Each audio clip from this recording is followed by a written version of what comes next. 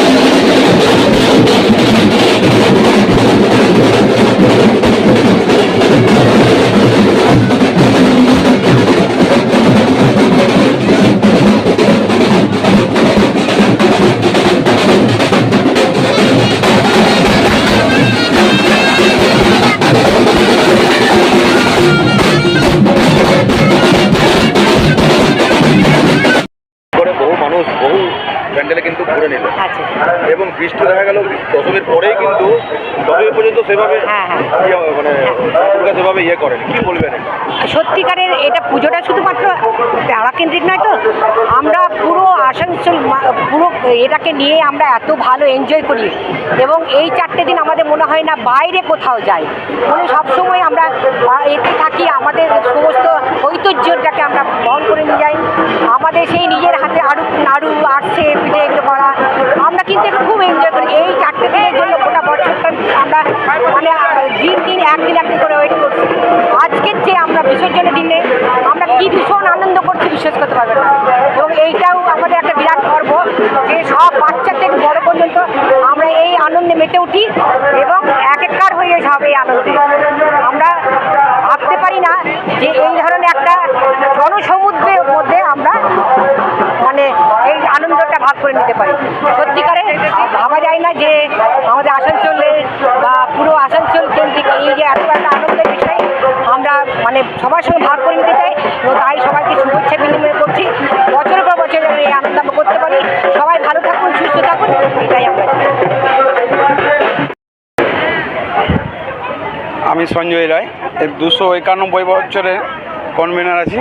তো আমার পাশে যে সভাপতি আছেন আমাদের নীলকণ্ঠ সূর্য দেবত্ব ট্রাস্টে এবং আমাদের কাউন্সিলর উদয় রায়, সবাইকে প্রীতি ও শুভেচ্ছা জানাচ্ছি। এবং আমাদের যে এই কার্নিভালটা হচ্ছে, আমাদের পশ্চিমবঙ্গ সরকার তো কার্নিভাল অনেক পরে করলো।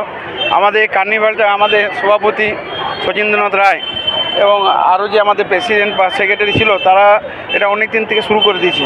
এই জিনিস মানে খুব কম আছে, এটা পশ্চিমবঙ্গ সরকার এখন করছে। এটা আমাদের মানে বিগত কী বললো 20 বছরের উপর হয়ে গেছে, আরও বেশি তো কম নয়।